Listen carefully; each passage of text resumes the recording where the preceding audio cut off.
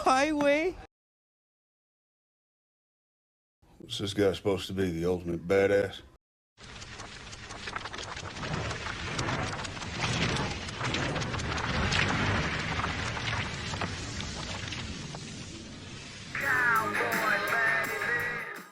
Hey, what's up, everybody? Today we're going to give the draft grades for the Cowboys 2024 draft class. It's another cap. It's another day. All right, cap on time. Here we go. Boom. All right, we're in it. We're in to win it. Off-season mode, draft mode. It's time to start kicking some ass again. Let's refocus as fans. Let's see if we can buck the system here and make a miracle run. All right. Do I believe that? I don't know, but gonna say it anyway. All right. So we are presenting today the Cowboys' latest draft class, the 2024 draft class for the Dallas Cowboys, and we're gonna break down each pick and my grade. All right. If you remember my grading scale, right? So take a look at this. This is my official Cowboys blog grading scale. Okay. 99 to a 90, a potential cornerstone player, an all-pro possibly. Right. If I score a player 89 between 80 and potential to earn a second contract with the team, probably Pro Bowler. All right. 79 to 70 potential to eventually start for the team, or depth player. Okay, so still pretty good grade there. 69 to 60, most likely a rotational, developmental, or practice squad type of player. And 59 to 0, a camp body, most likely gets cut. All right, so keep that in mind here. I give really good, realistic grades here. I do not go crazy here and say everybody is a 100. I mean, you have some unrealistic grades out there. Mine have consistently been at the top here compared to everybody else. All right, so let's break it down. What you've been waiting for. 2024 grading. All right, here we go. First pick, Tyler Guyton, okay? Giving him a 89, okay? This is an 89. We will revisit this here as the years progress. But right now, Cowboys move back to get him. I think that's good value there. You know, one of the last remaining tackles here in the draft class. You know, so right now, an 89, which is pretty much a B+, which has him in that area of being an impact player. You know, 89 on the grading scale, a potential to earn a second contract, Pro Bowler. So, you know, I think that fits right there with Tyler Guyton. You know, not to say that he could improve, but out the gate, that's the greatest sign. Let's go to our second round pick, Marshon Neal, scoring this one an 85. All right. I believe he's going to eventually take over and be a big time contributor for the Cowboys. That's why I'm, here, the grade out the gate, 85. I think it's a fair number here for him. You know, grade anywhere from a late first to a second round pick. Cowboys got him at the end of the second. So I think there's tremendous value there. That's why he gets an 85 from me. All right. That's a strong B for me. And the potential to earn a second contract here if everything goes well with him. That's why the correct comp for him is a Tyron Crawford. Same type of player.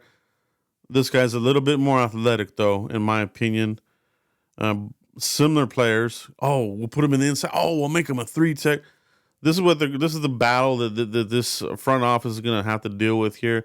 Hopefully Zimmer can button that up and really use him in the right area. I think with Tyron Crawford, they didn't really know what the hell they wanted to do with him, and his career suffered. The numbers, the sacks weren't quite there.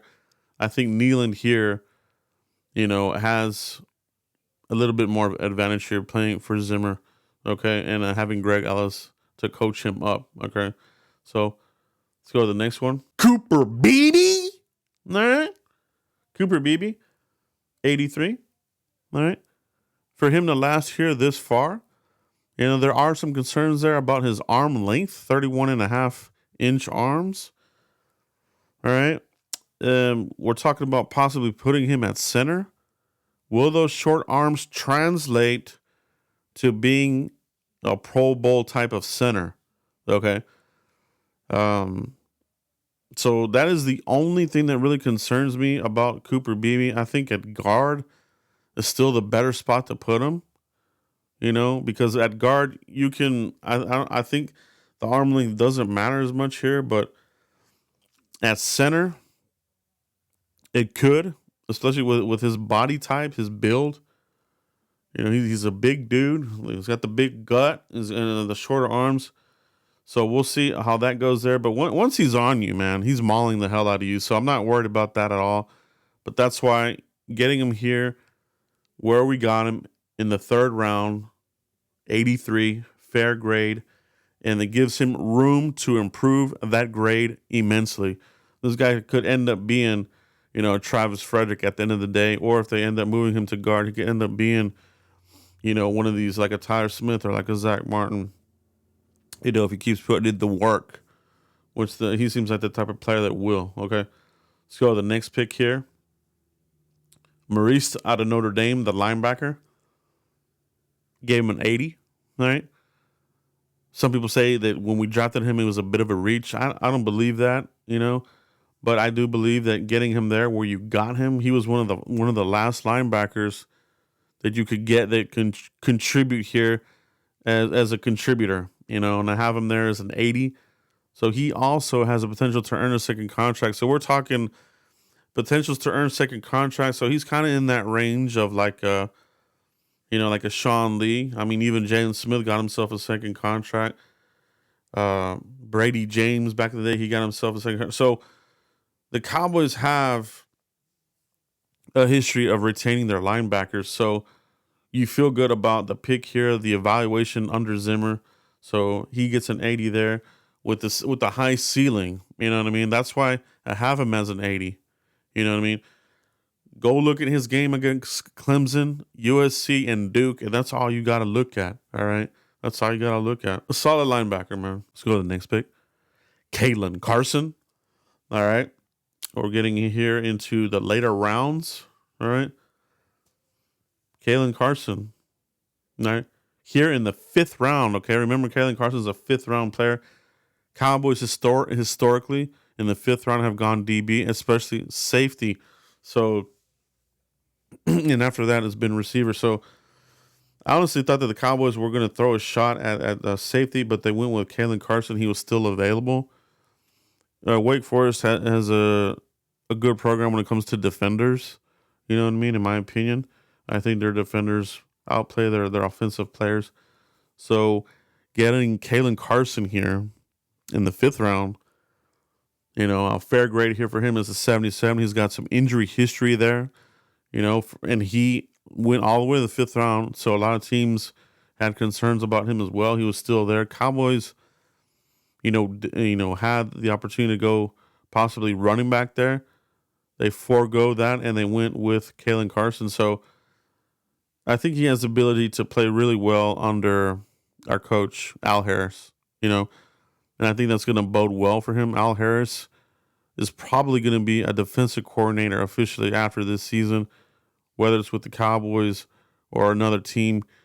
He's an ascending coach. Al Harris is a really, really solid coach. And he's going to be part of that McCarthy tree as far as a defender, so good pick there. But 77, that puts him in the range of potentially to eventually start possibly and a good depth player. And I think that's where he falls into this roster. He has the potential to eventually start and he will be a depth player. So that grade where he's at, where he's drafted is fair. 79-7. I gave him a 77. Good grade there for him. Let's go to the next pick. Flournoy or Flournoy, however the hell you want to say it. A tick below him, gave him a 76.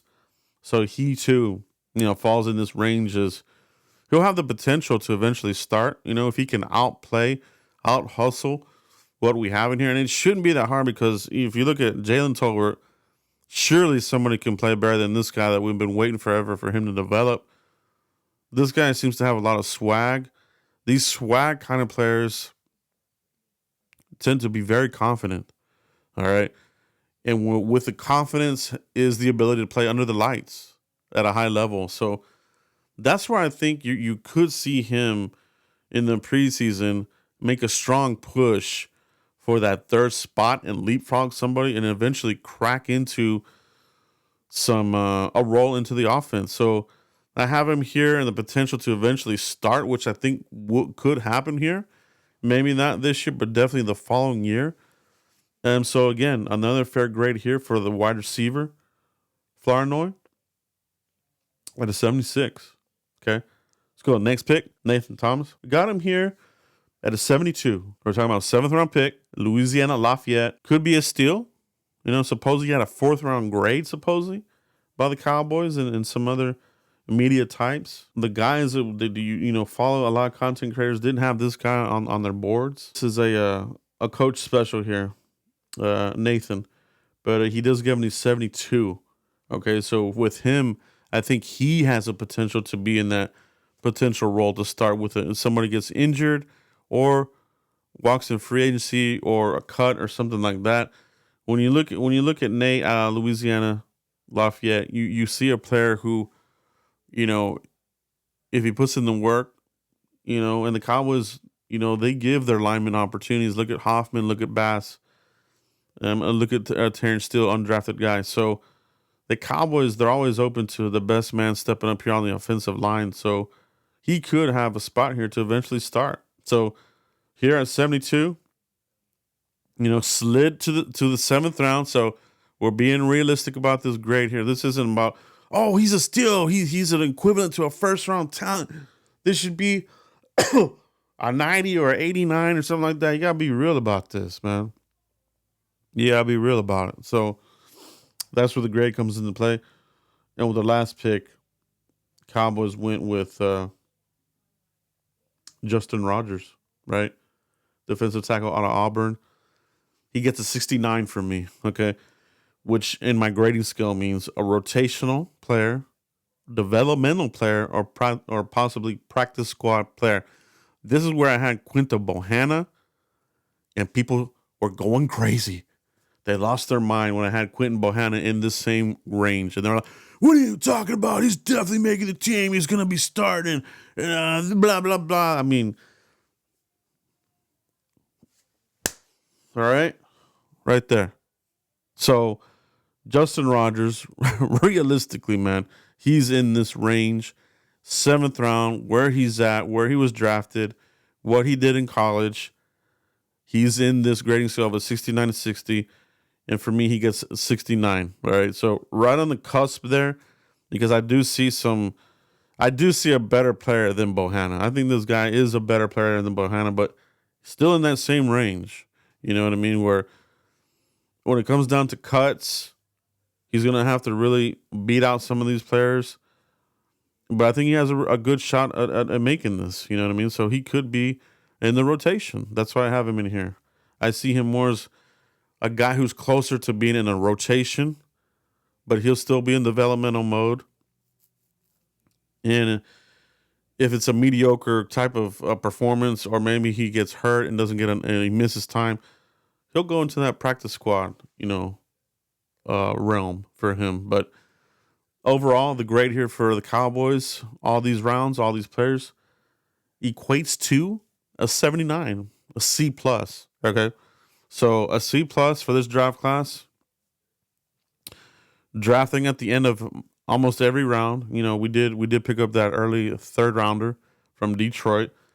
But when you break it down, drafting at the end of each round, the talents that were there, I think it's relatively a good draft class. It's a C+ for me. Last year's draft class had a lot of hope. That one, I mean, you're looking at year 2. You got to get guys that really make an impact. I was really surprised that Fehoko didn't sniff, the field last year. Overshown looked a little brittle, looked thin, light, and he got hurt. And Mozzie, they didn't use him right. He lost weight, didn't know how to use him. And you had Dan Quinn, pounding the table for these guys. And Dan Quinn is not a talent evaluator. He sucks as a talent evaluator. I've been saying that. So when you look at this draft class, having Zimmer in the room, having Greg Ellis out on the road as well, looking at these guys, I feel more confident with these defenders from this draft class than I did last year's draft class. So I think it's a solid grade. It's a fair grade, a C plus with room to improve. You know what I mean? You cannot realistically come out of this draft class and say, "Oh, it was an A. It was a home run." You know what I mean? I think they got some good value in these picks, but by no means was this an A draft.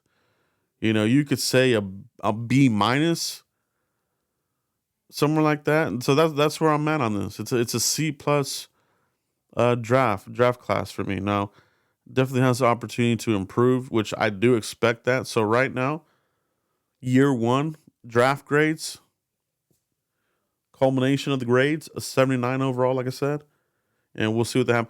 Guys, let me know what your grades are for each player. Put them in the comments. Put the name and the grade that you assign, or just give me your overall draft grade for the draft class in the comments, and I'll see you for the next one.